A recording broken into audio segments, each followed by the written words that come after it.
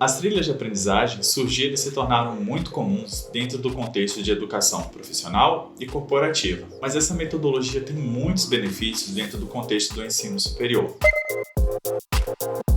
Meu nome é Jefferson Silva, sou coordenador de conteúdo na Saraiva Educação. Hoje nós vamos falar um pouquinho sobre o que são as trilhas de aprendizagem e entender como que elas podem ajudar a sua instituição de ensino a melhorar o processo de ensino-aprendizagem. Vamos lá?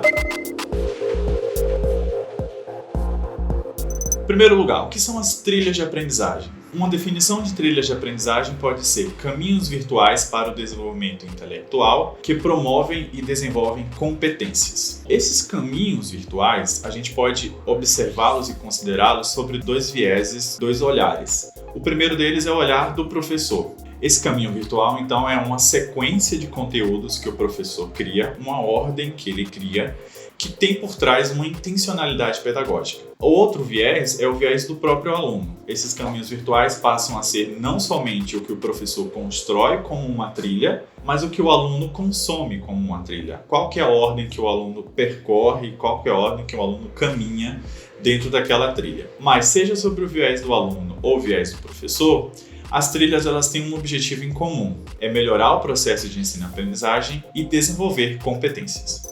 Quando a gente pensa em modelos de trilhas, existem basicamente três modelos. O primeiro deles é um modelo linear, sequencial. O segundo a gente pode chamar de modelo aberto ou modelo não sequencial. E o terceiro é um modelo misto, onde você tem um pouco de cada um desses dois iniciais.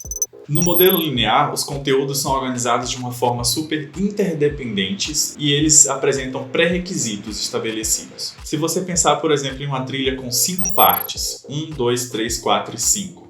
Uma trilha linear é aquela em que o aluno só consegue percorrer em um sentido, do 1 para o 5, por exemplo, tendo que passar pelo 2, pelo 3 e pelo 4, sequencialmente. Esse tipo de trilha ele é mais comum para conteúdos que são considerados mais coesos, mais estruturalmente similares, com introdução, com meio e com um fim.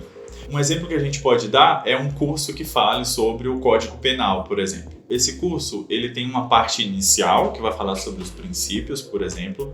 Ele tem ali o meio, em que vai falar sobre alguns tipos de crimes e tudo mais.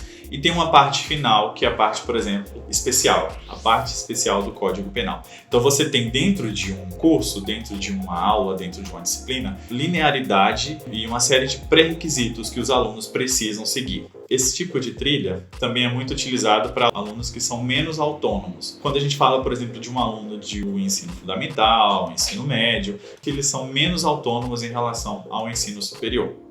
Já o modelo de trilha aberto é utilizado para conteúdos que apresentam menos interdependência e que podem ser consumidos independentemente. Vamos pensar, por exemplo, em uma trilha com 5 partes, A, B, C, D e E. Quando você fala no modelo linear, você deveria consumir A, depois B, depois C, depois D, depois o E. Quando a gente fala modelo aberto, o aluno pode começar pelo C, depois ele vai para o E, aí ele pode voltar para o C, depois ele vai para o A. Então você tem uma liberdade, uma autonomia muito maior do aluno sobre quais conteúdos ele vai consumir, em qual ordem. Ele não precisa terminar um para poder passar para o outro. Esse tipo de modelo ele é muito comum dentro da educação profissional corporativa, mas também é muito comum dentro da graduação e da pós-graduação. Esse é um modelo muito comum, por exemplo, em cursos de pós-graduação EAD, porque eles são cursos em que o aluno tem uma alta autonomia, ele já conhece bastante dos conteúdos trabalhados, ele entende a base de cada conteúdo, então ele só vai fazer um aprofundamento dentro de cada módulo, de cada parte da trilha.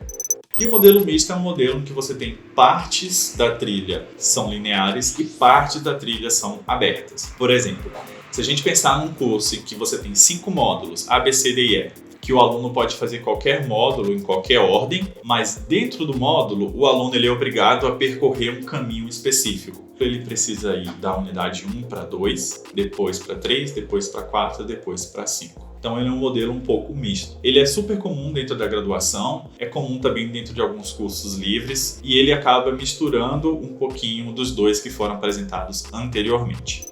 Bom, e antes da gente partir para a próxima parte do nosso vídeo, onde a gente vai falar sobre os benefícios das trilhas de aprendizagem e como construir as trilhas de aprendizagem, se você estiver gostando do vídeo, deixa aqui o seu like, deixa o seu comentário, sua dúvida. Sua instituição de ensino utiliza trilhas de aprendizagem? Qual que é o modelo que vocês utilizam? Conta um pouquinho aqui da sua experiência. Seguindo então, vamos falar sobre os benefícios das trilhas de aprendizagem. São 5 grandes benefícios que as trilhas trazem. O primeiro deles é que as trilhas proporcionam um aprendizado inclusivo. E o que é isso? Se você tem uma sala de aula, o professor está dando aula para 50 alunos, ele vai dar uma aula num ritmo muito parecido para todos os alunos. Mas se você tem uma trilha de aprendizagem baseada em tecnologias educacionais, cada aluno percorre a trilha a partir do seu próprio ritmo. Então, um aluno pode percorrer um módulo de uma trilha em uma semana e o outro pode levar um mês, mas dentro do seu próprio ritmo. Então, você respeita as individualidades dos estudantes.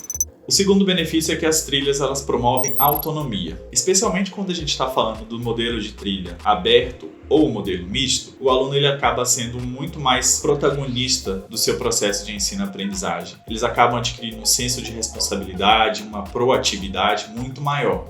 O terceiro benefício, ele está um pouco ligado aos 2 primeiros. Como você envolve mais o aluno no processo de ensino-aprendizagem, como o aluno participa mais e decide mais, ele fica um aluno muito mais engajado, um aluno muito mais consciente do seu papel dentro do ensino-aprendizagem e muito mais consciente das suas responsabilidades. Isso leva a um envolvimento muito maior do aluno no processo e reduz a evasão. O quarto, esse modelo de ensino por trilhas, ele permite o desenvolvimento do ensino baseado por competências. Isso porque, para a criação das trilhas, você não pode simplesmente escolher quais conteúdos que os seus alunos vão estudar. Você tem que escolher quais competências que você vai querer desenvolver com aquela trilha. Com isso, você prepara um profissional muito mais capacitado para o mercado de trabalho, um profissional muito mais voltado à resolução de problemas, à resolução de conflitos, a pensar novas ideias, e isso só é possível através do ensino baseado por competências.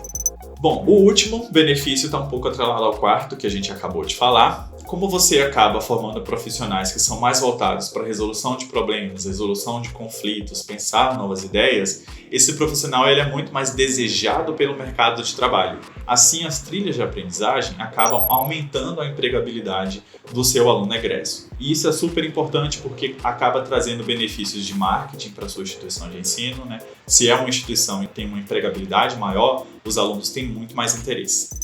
Bom, e por fim, como que a gente pode montar as trilhas de aprendizagem? Elas devem ser montadas pensando em 3 grandes tarefas. A primeira delas é o planejamento. Nesse planejamento, você precisa primeiro pensar para qual público que você vai criar aquela trilha. É para um aluno mais autônomo, menos autônomo, mais inicial, um aluno mais tardio? É para um aluno da graduação? É para um aluno da educação profissional? Então você tem que pensar primeiro qual que é a pessoa que vai consumir e percorrer aquela trilha. O segundo é quais são os conteúdos e as competências que você quer desenvolver nesse seu aluno. Com essas 2 informações em mãos, você consegue entender qual que é o melhor modelo de trilha que você deve escolher. Com o modelo de trilha escolhido e o perfil do aluno desenhado, bem como os conteúdos e as competências escolhidas, agora você pode partir para a construção da trilha. Então você parte para a execução da trilha.